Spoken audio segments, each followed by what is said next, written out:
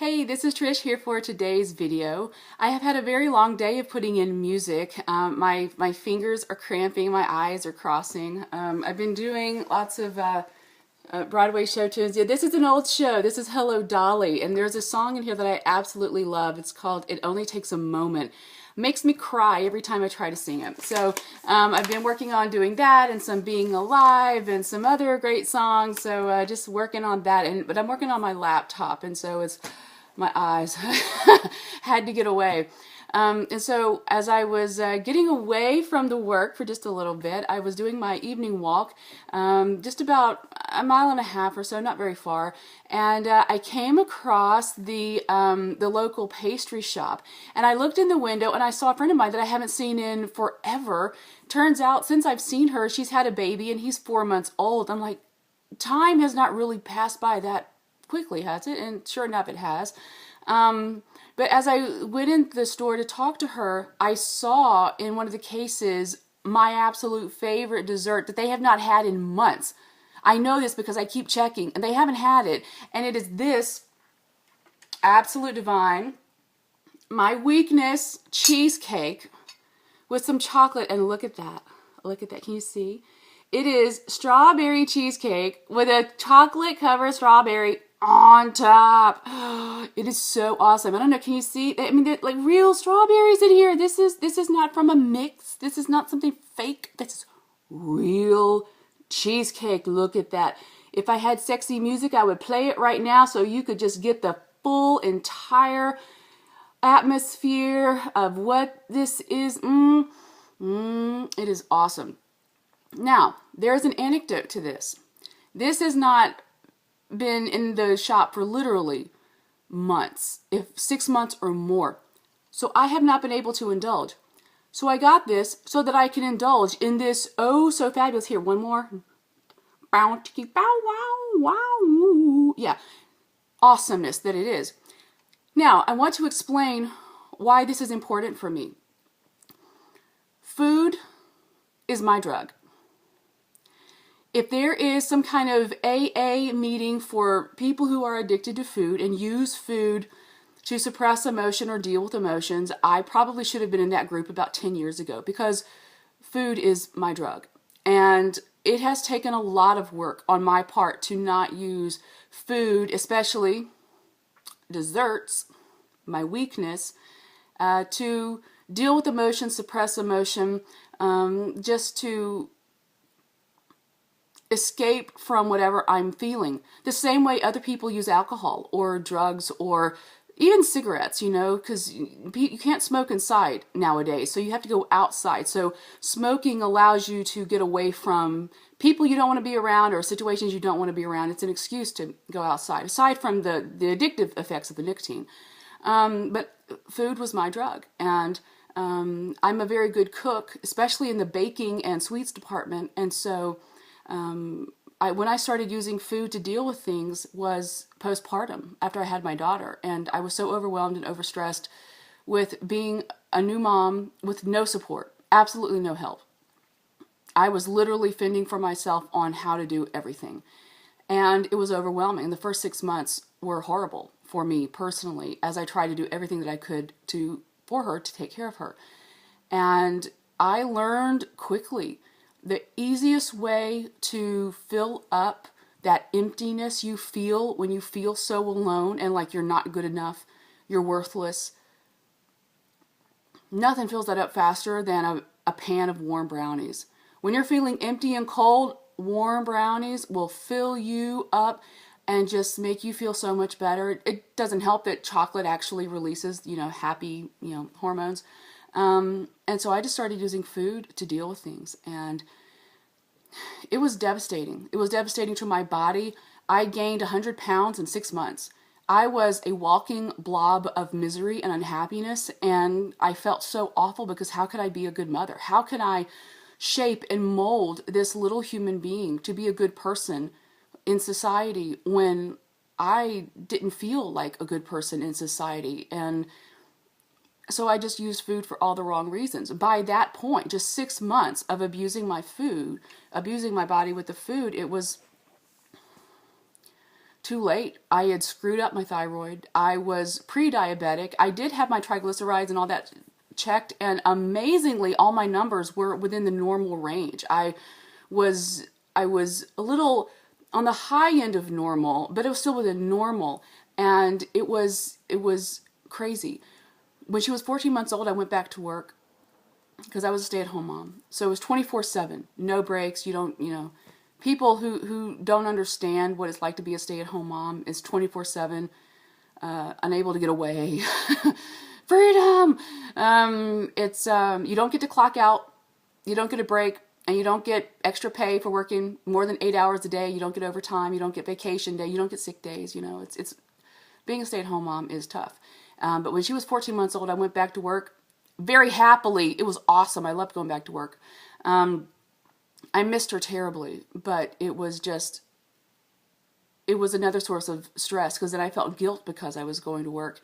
And pretty soon, I don't even know how it happened, but I was hitting the Krispy Kreme after work every day. And they worked our schedules to where, we got off at 3:30 in the afternoon. I worked like 7:30 to 3:30 or 7 to 3, something like that. And I was able to get to Krispy Kreme right as they flipped that switch. That red light was on, and I was there. And it started with 2 Krispy Kremes a day, the hot glazed donut. And somehow, within a couple of few months, I was eating 6 Krispy Kremes every day after work because I was miserable. Further destroyed my health and my body. And by then, of course, I'm this big, fat, ugly blob. And that just affected my self-esteem as a woman. As a sexual person, it was just awful. So I've had to learn the hard way, and I had to do a lot of work to move away from that, of using food as a drug to deal with emotion. Moving out and getting divorced certainly helped. Oh, that was been wonderful. I highly recommend divorce. It's fabulous. Freedom is awesome.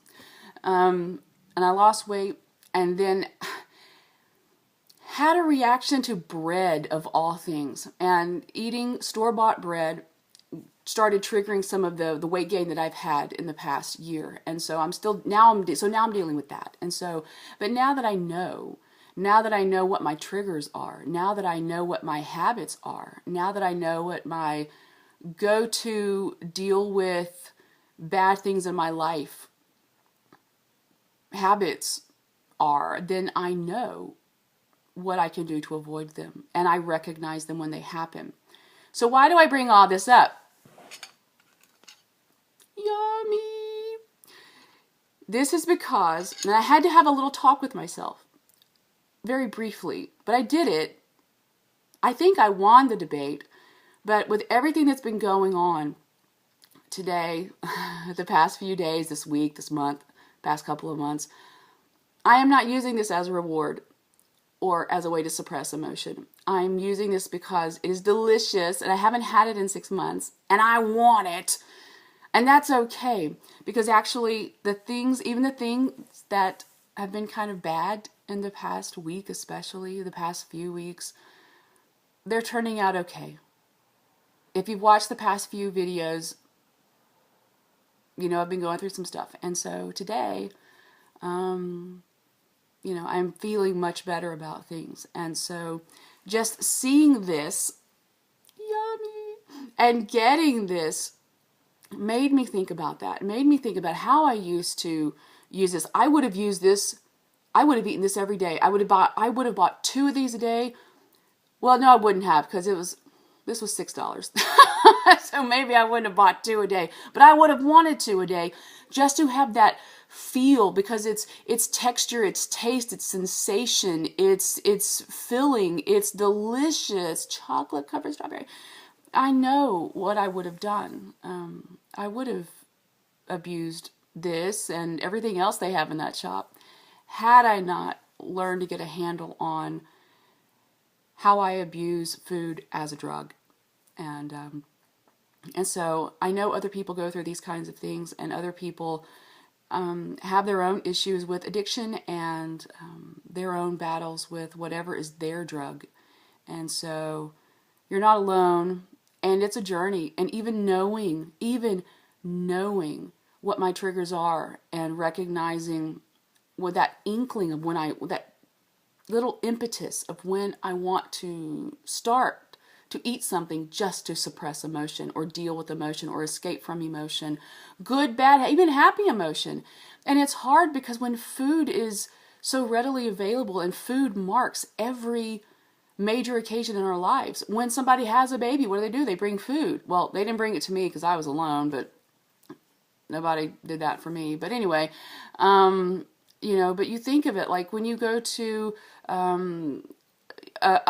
whether it's a wedding, you have the rehearsal dinner, then you have the reception afterward. There's food. When somebody dies, you go to the wake, you go to some thing afterwards, go to the people's home afterwards. There's food both times. It's graduations, anniversaries, everything we do, every milestone in our lives is marked with food. And when food is your drug, that can be really hard. And so it's just like an alcoholic that owns a bar. I mean, or bartends. I mean, if you know what your drug is, you better know how to control the addiction. And so it's a journey every single day. And so if you're in that circumstance, whatever your drug is, whatever your addiction is, I have absolute sympathy for you and with you. And hang in there.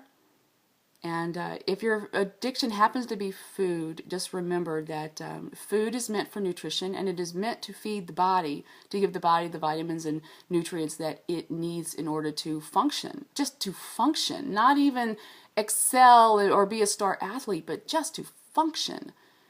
Your body needs certain things. And so, if you have the food addiction, as I do, even though I'm recovered/recovering, it's still hard when food is everywhere. I'm very grateful that I do not eat junk food. I do not eat fast food ever. So I haven't had a Diet Coke since March 6th of 2013. So I'm going on nearly 2 years with no Diet Coke, no aspartame.